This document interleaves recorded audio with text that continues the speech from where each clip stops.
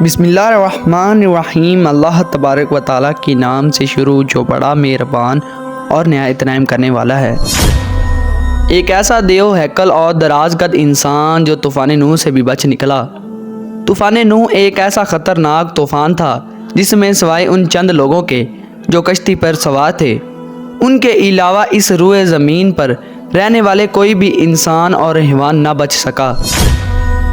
طوفان نوح نے اس دنیا کی ہر چیز کو فنا کر دیا۔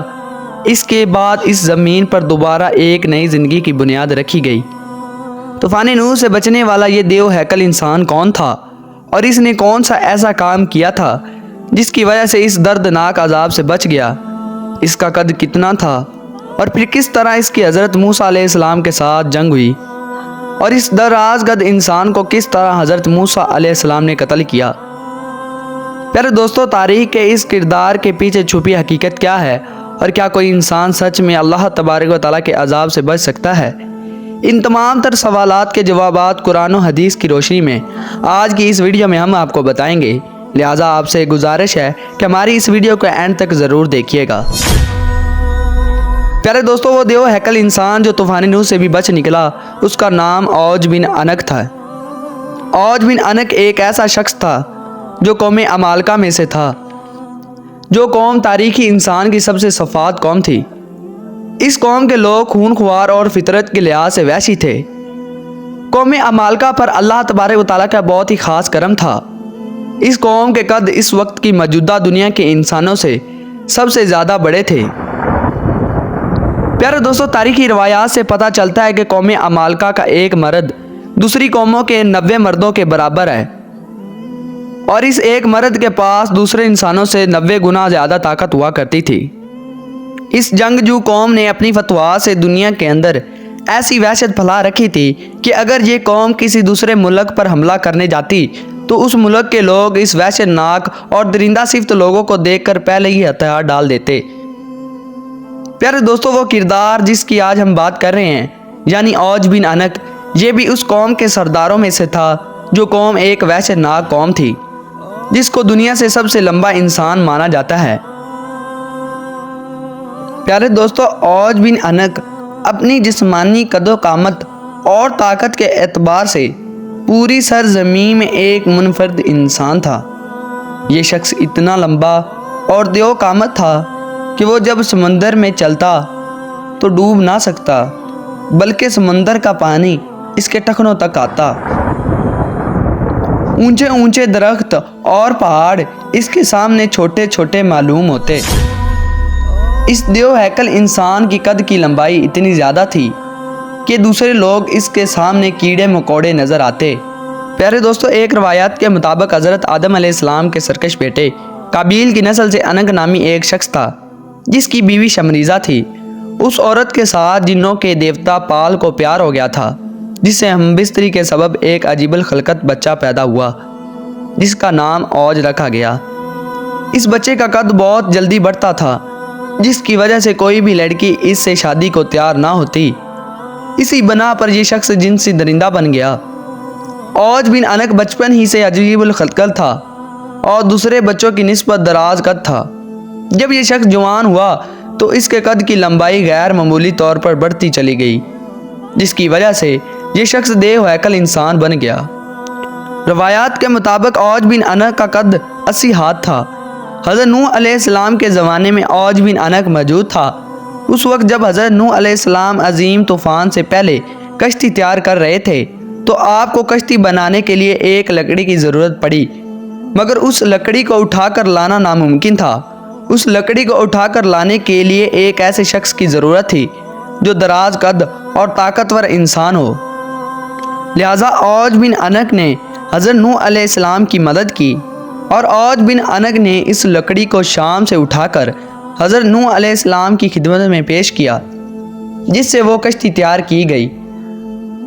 لہٰذا اللہ تبارک و تعالیٰ نے اس کے اس عمل کو قبول کیا اور اس کے اس عمل سے خوش ہو کر اسے طوفان نوح کے اندر غرق ہونے سے نجات دے دی، باوجود اس کے کہ اوج بن عنق حضرت نوح علیہ السلام پر ایمان نہ لایا تھا۔ پیارے دوستو، بعض روایات میں آتا ہے کہ اوج بن عنق اتنا دراز قد تھا کہ سمندر سے مچھلیاں پکڑ کر وہ اپنا ہاتھ آسمان کی طرف بلند کرتا اور سورج کی تپش میں اس مچھلی کو بھون کر کھا جاتا۔ پیارے دوستو، اوج بن انق تاریخ میں ایک ایسا شخص تھا جس نے دراز قد اور بے پناہ طاقت کے ساتھ لمبی عمر بھی پائی تھی۔ اس کی عمر تقریباً 3600 سال تھی۔ وہ حضرت آدم علیہ السلام کے زمانے سے حضرت موسیٰ علیہ السلام کے دور تک زندہ رہا، اور حضرت موسیٰ علیہ السلام کے زمانے میں حضرت موسیٰ علیہ السلام نے اس دیو ہیکل شخص کو قتل کیا۔ اس واقعے کا پس منظر کچھ یوں ہے کہ جب بنی اسرائیل کے لوگوں کو اللہ تبارک و تعالیٰ نے فرعون سے نجات بخشی تو حضرت موسیٰ علیہ السلام کو اللہ تبارک و تعالیٰ نے یہ حکم دیا کہ وہ فلسطین پر حملہ کریں اور فلسطین کو فتح کریں، کیونکہ اس وقت اللہ تبارک و تعالیٰ نے فلسطین کی زمین کو بنی اسرائیل کے لوگوں کے لیے مقرر فرما دیا تھا۔ حضرت موسیٰ علیہ السلام نے اپنی قوم کو لیا اور فلسطین پر چڑھائی کے لیے نکل پڑے۔ اس وقت فلسطین کے اندر قوم عمالقہ آباد تھی جن کا سردار اوج بن انق تھا۔ حضرت موسیٰ علیہ السلام نے اپنے قبیلے کے 12 سرداروں کو چنا اور قوم عمالقہ میں بھیجا تاکہ اس علاقے کی صورتحال سے آگاہی مل سکے۔ جب یہ 12 سردار ملک شام میں پہنچے تو اس وقت وہاں کا حاکم اوج بن انق تھا۔ پیارے دوستو، اس بات کے اندر کوئی شک نہیں کہ قوم عمالقہ ایک دراز قد قوم تھی۔ جب یہ 12 سردار فلسطین کے قریب پہنچے تو قوم عمالقہ میں سے ایک بندے نے انہیں پکڑ لیا اور گٹھڑی کے اندر باندھ کر ان کو اپنے سردار کے سامنے پیش کیا، اور وہ شخص اوج بن انق سے کہنے لگا کہ میں نے ان لوگوں کو جاسوسی کرتے ہوئے دیکھا ہے۔ جب یہ 12 سردار اوج بن انق سے ملے تو اس کی قد و قامت اور جسمانی بناوٹ کو دیکھ کر حیران رہ گئے۔ پھر اس کے بعد ان 12 سرداروں نے اوج بن انق کو اللہ تبارک و تعالیٰ کا پیغام سنایا اور بتایا کہ ہم جلد ہی اس ملک کو فتح کر رہے ہیں، اور اللہ تبارک و تعالیٰ کا وعدہ ہے کہ وہ ہمیں فتح عطا فرمائے گا۔ اوج بن انق یہ بات سن کر غضبناک ہو گیا اور ان سب کو ایک ہاتھ میں پکڑ لیا اور چاہا کہ ان کو چونٹیوں کی طرح مسل کر ہلاک کر دے، مگر جب اوج بن انق نے ان سرداروں کے چہروں پر خوف دیکھا تو انہیں حقیر مخلوق سمجھ کر چھوڑ دیا، اور اپنے ملک کا ایک پھل جو کہ اتنا بڑا تھا کہ ایک آدمی کے لیے کافی تھا، اوج بن انق نے وہ پھل ان 12 سرداروں کو دیا اور کہا کہ اپنی قوم کو جا کر دکھا دیں کہ ہمارے یہاں کے پھل بھی اتنے بڑے ہیں، تم لوگ کس طرح ہمارا مقابلہ کر سکو گے۔ چنانچہ اسی طرح وہ 12 سردار اپنی جان بچا کر وہاں سے واپس اپنے ملک کی طرف روانہ ہو گئے۔ جب وہ سردار اپنی قوم میں واپس آئے تو انہوں نے اپنی قوم کو اس وحشت ناک مخلوق کے بارے میں بتایا، جس طرح کہ اللہ تبارک و تعالیٰ قرآن پاک میں ارشاد فرماتا ہے۔ جب حضرت موسیٰ علیہ السلام نے اپنی قوم سے کہا کہ اے میری قوم، ارض مقدس میں داخل ہو جاؤ جس کی سرزمین اللہ تبارک و تعالیٰ نے تمہارے لیے لکھ دی ہے، اور پیٹھ نہ دکھاؤ ورنہ خسارے میں رہو گے۔ اس بات پر بنی اسرائیل کے لوگ بولے، اے موسیٰ علیہ السلام، تم اور تمہارا پروردگار لڑو، ہم تو یہی بیٹھے ہیں۔ وہاں تو ایک طاقتور قوم عمالقہ آباد ہے جس کا ہم مقابلہ نہیں کر سکتے۔ ہم صرف اس صورت میں وہاں داخل ہو سکتے ہیں کہ وہ خود بخود اپنے وطن کو چھوڑ کر کہیں چلے جائیں۔